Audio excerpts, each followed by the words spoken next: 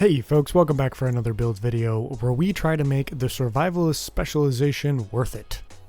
So right off the top, we are focused on the incendiary grenades that are available specifically with the survivalist specialization.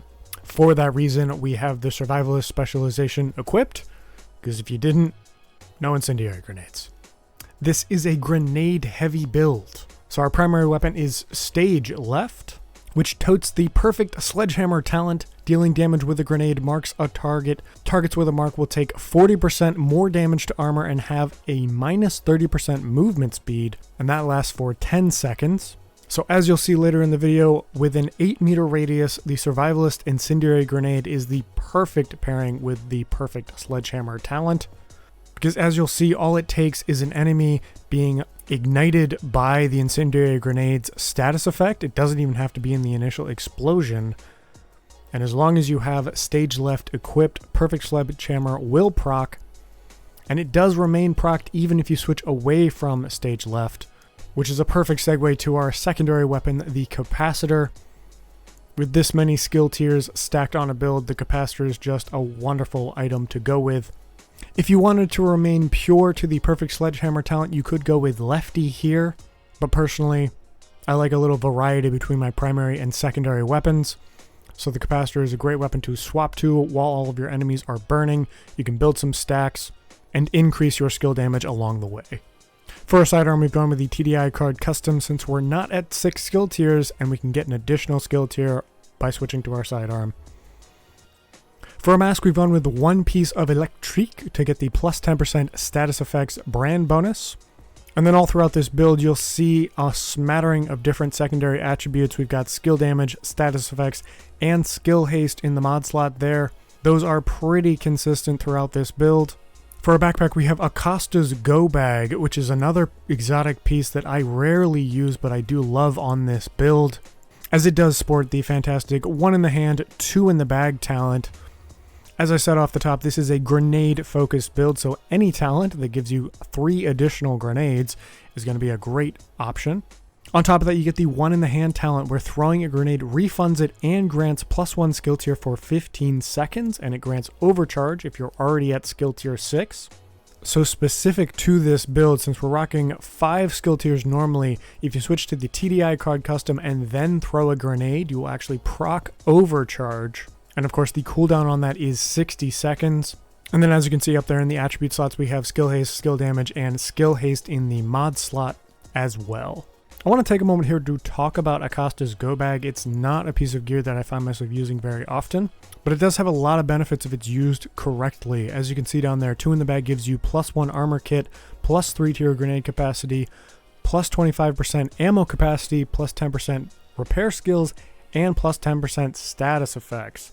So for this build in particular, the armor kit's not bad, but really we're going to be using the +3 grenade capacity and the +10% status effects. Because if you'll remember up there, we have the incendiary grenades that do apply the burn status effects, so that +10% is going to give us additional duration and damage of that burn. For our chest piece, we have China Light Industries giving us +15% explosives damage, and that does increase both our grenade damage and the seeker mines that you can see down there. For attributes, we have skill damage, skill haste, and skill haste in the mod slot. You could go a number of different directions here. Protection from elite if you're running on higher difficulties. I just found that skill haste was a nice way to get those skills back a little bit faster. And then of course, on a grenade focused build, we have the Mad Bomber talent. If you haven't guessed it already, this is much more of a support build than a solo build, though as you'll see later, you can run it solo. Grenade radius is increased by 50%. Grenades that kill an enemy are now refunded, and all importantly, grenades can be now cooked by holding the fire button, making them explode earlier. So if you are sick and tired of seeing elite and named enemies roll away from your grenades, this is the cure for that. You can cook the grenade, wait to release, throw it at exactly the right time, and watch it blow up in their face with no time to dodge out of the way. It is cathartic. And then obviously on top of that, you also get +15% bonus armor while aiming grenades, which will come in handy. So I'll go ahead and get into it on this piece, but you'll see it on our gloves as well. Throughout the build, you see skill damage, skill haste, and status effects. I think ideally on this build, if you had perfect rolls, I would recommend skill damage and status effects throughout, and then skill haste in the mod slot. But because we're not living in a perfect world, you can see there the skill damage and skill haste is locked because I did have to modify the talent to get Mad Bomber on this chest piece, which was way more important for this build than getting status effects on there. So it's a trade-off that you'll just have to make sometimes. So depending on your level of commitment to this build, you can obviously farm for a perfect piece where, again, I personally would go skill damage and status effects. But really the key pieces here are the brand set bonuses, the Mad Bomber talent, and the Acosta's go bag. With that out of the way, let's get into our gloves, where we have our first of 2 pieces of Grupo Sombra SA. As you can see there, we get plus 15% critical hit damage, which helps a little bit when we switch to the capacitor, but really it's just one step on our way to that second brand bonus of 15% explosives damage. And then as you can see there, we've re-rolled the core attribute to a skill tier, so that locks in skill haste and skill damage in our secondary attribute slots. As I just mentioned, I would probably go skill damage and status effects if I had my way. But obviously re-rolling a core attribute isn't necessarily the easiest thing to do, so the fact that we even got attributes that are contributing to the build at all are a bonus. And then for our holster, we have Grupo Sombra again, getting us that plus 15% explosives damage brand bonus. So between China Light and Grupo Sombra, we have an additional 30% explosives damage that buffs both the initial explosion on the incendiary grenades and the overall damage of the concussion grenade, which as of title update 18.0, you can now switch on the fly between your grenade types. A quick PSA for anyone who didn't know that was a thing, and if you already do, definitely take advantage of it with this, because with both Mad Bomber and Acosta's go bag, you have multiple ways to refund grenades. I'll get into that in 1 second. But first, let's finish this out with our knee pads. We've gone with 1 piece of Golan gear to get that plus 10% status effects bonus. The armor core is nothing to sniff at either, especially since we're getting plus 15% bonus armor when we are aiming our grenades, so that armor core helps buff that overall. And then down there in these secondary attribute slots, we have skill damage and status effects, giving our skills more damage and our incendiary grenades all the more effectiveness. So before we go into our skills, I want to jump back to something I briefly touched on there. So with this build, you've got multiple ways to refund grenades.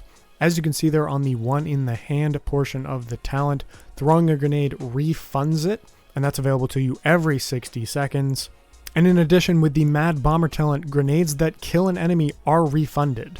So for anyone doing the math there, if you throw a grenade and kill an enemy while one in the hand is active, you're actually going to get an additional grenade, because you're going to throw a grenade. It's going to immediately be refunded by one in the hand, setting that on its cooldown.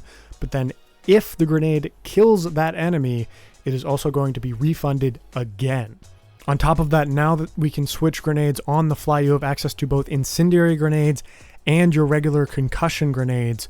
You can swap back and forth. Obviously, the primary explosive damage is going to be higher on the concussion grenade.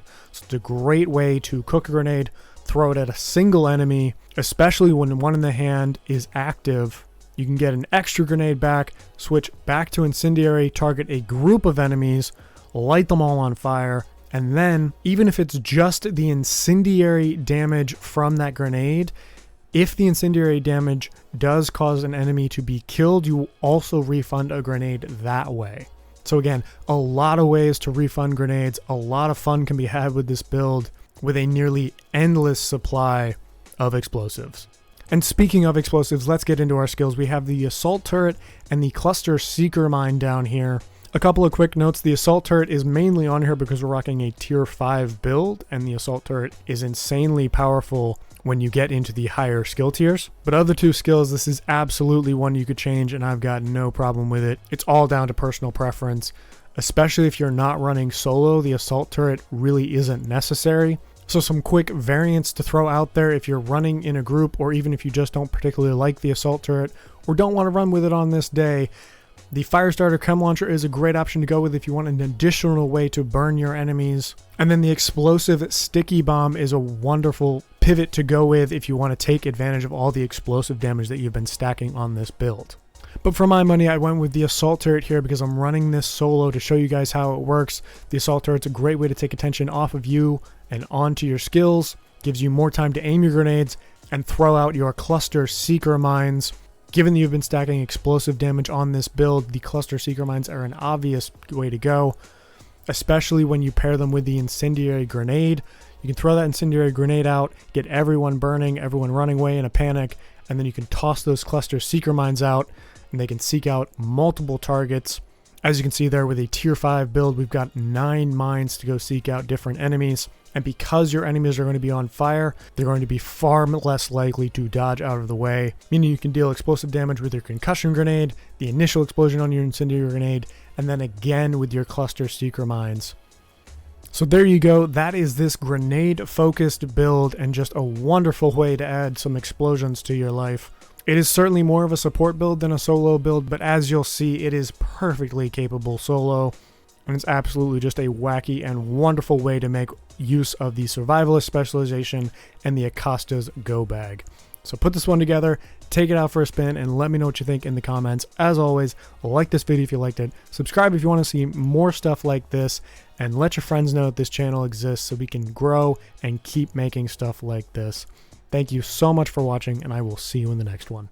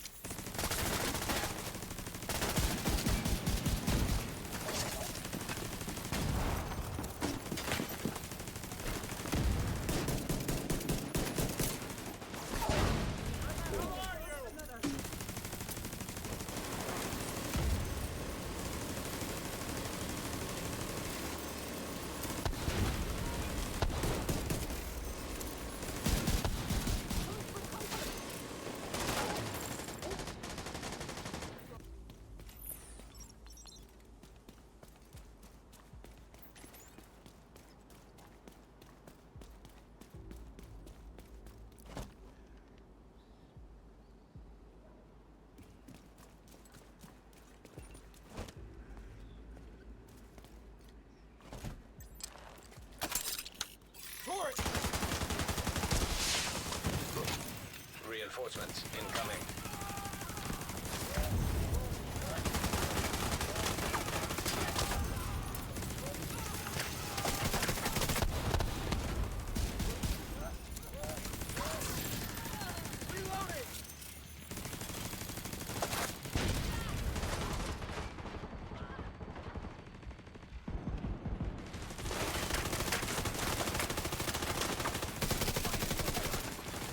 Detected. Location.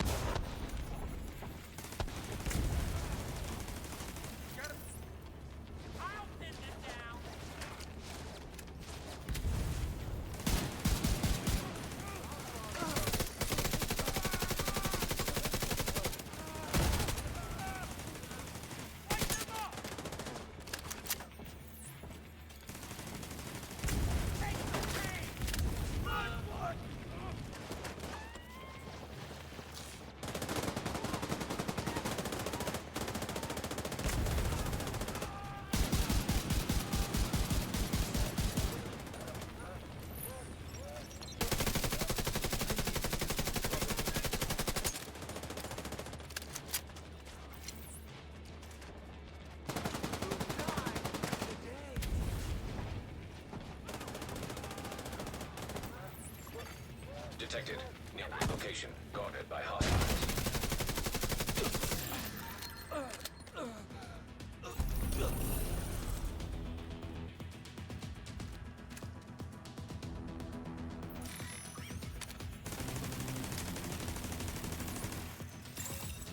Rogue agent detected. Rogue Restorer Hive detected. Hostile Restorer Hive detected.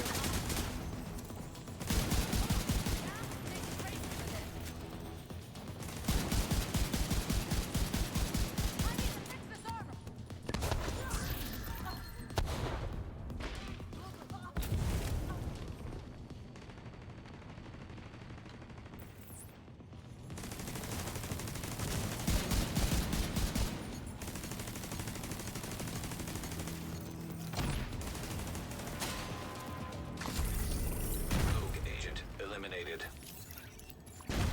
Hostiles guarding location nearby.